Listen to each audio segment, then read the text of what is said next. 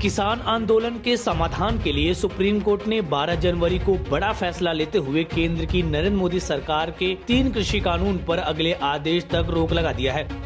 कृषि कानूनों पर रोक लगाते हुए इसके समाधान के लिए 4 सदस्यों की कमेटी भी गठित की गई। सुप्रीम कोर्ट के इस फैसले के बाद माना जा रहा था कि अब जल्द ही किसानों की समस्या का हल निकल पाएगा, लेकिन ऐसा मुमकिन होता नहीं दिख रहा है, क्योंकि किसान संगठनों ने सुप्रीम कोर्ट के 4 सदस्यीय कमेटी पर सवाल खड़े किए हैं और आरोप लगाया है कि कमेटी के 4 सदस्य सरकार के समर्थक हैं। इतना ही नहीं, किसान आंदोलन के साथ साथ विपक्ष ने भी कहा है कि इन सदस्यों ने हाल के दिनों में तीनों कानूनों का खुलकर समर्थन किया है। ऐसे में सवाल उठता है कि आखिर कौन है वो 4 सदस्य और सुप्रीम कोर्ट के इस कमेटी पर किसानों को शक क्यों है। इस वीडियो के जरिए हम आपको बताएंगे, लेकिन सबसे पहले आप हमारे चैनल लोकमत हिंदी को सब्सक्राइब कर लीजिए। सबसे पहले आपको बता दें कि सुप्रीम कोर्ट की तरफ से बनाई गई 4 सदस्यों की समिति में कौन कौन है। इस कमेटी में भारतीय किसान यूनियन के राष्ट्रीय अध्यक्ष भूपिंदर सिंह मान, शेतकारी संगठन महाराष्ट्र के अध्यक्ष अनिल घनावत, अंतर्राष्ट्रीय खाद्य नीति शोध संस्थान दक्षिण एशिया के निदेशक प्रमोद कुमार जोशी और कृषि अर्थशास्त्री अशोक गुलाटी शामिल हैं। बता दें कि कृषि अर्थशास्त्री अशोक गुलाटी साल 1999 से 2001 तक प्रधानमंत्री सलाहकार परिषद रह चुके हैं। वे भी राष्ट्रीय अखबारों में लिखे अपने लेखों में कृषि कानूनों के पक्ष में राय जता चुके हैं। उदाहरण के तौर पर दिसंबर में टाइम्स ऑफ इंडिया से बातचीत में उन्होंने कहा था कि तीनों कृषि कानून किसानों को लाभ पहुंचाएंगे।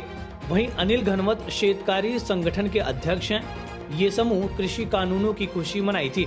घनवत ने मंगलवार को मीडिया से बातचीत में कहा कि किसानों को अपने उत्पाद मार्केट में भी बेचने का हक मिलना चाहिए।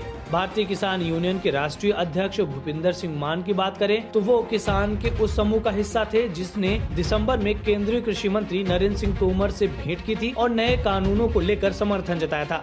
समिति के चौथे सदस्य डॉक्टर प्रमोद कुमार जोशी नए कानूनों के समर्थन में कई आर्टिकल लिख चुके हैं।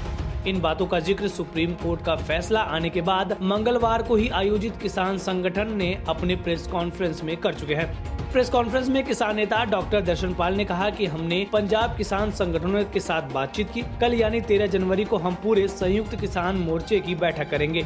कल हमने प्रेस नोट में बताया था कि अगर सुप्रीम कोर्ट कोई कमेटी बनाएगा तो हमें मंजूर नहीं है। हमें लगता है कि जो सरकार नहीं कर पाई वो सुप्रीम कोर्ट के जरिए करा रही है।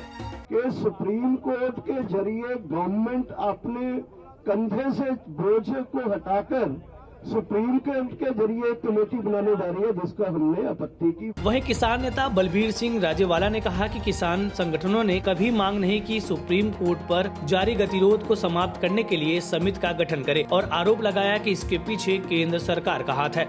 पंजाब के 32 किसान संगठनों की बैठक के बाद राजेवाला ने संवाददाता सम्मेलन में कहा कि सुप्रीम कोर्ट की ओर से गठित समिति के सदस्य विश्वसनीय नहीं है, क्योंकि वे लिखते रहे हैं कि कृषि कानून किसानों के हित में है, हम अपना आंदोलन जारी रखेंगे। उधर कांग्रेस ने भी चारों सदस्यों को काले कृषि कानूनों का पक्ष करार दिया और दावा किया है कि इन लोगों की मौजूदगी वाली समिति से किसानों को न्याय नहीं मिल सकेगा।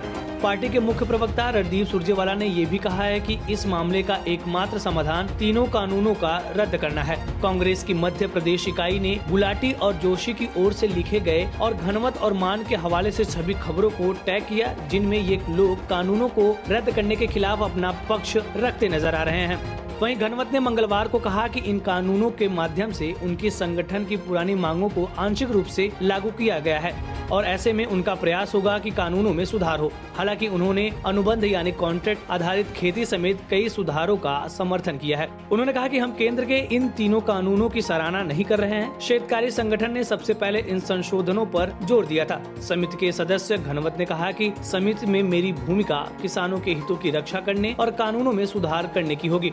बहरहाल कृषि कानून के अमल होने पर रोक लगाने वाले फैसले से आंदोलनकारी किसान तो खुश हैं, तो वहीं 4 सदस्यीय कमेटी पर किसानों को आशंका भी है। 15 जनवरी को किसान संगठन और सरकार के बीच 9वें दौरे की बातचीत होनी है और किसान नेताओं ने कहा है कि वे 15 जनवरी को सरकार के साथ होने वाली बैठक में शामिल होंगे। इस वीडियो में फिलहाल इतना ही। आप अपने सवाल और सुझाव हमें कमेंट्स करके बताइए।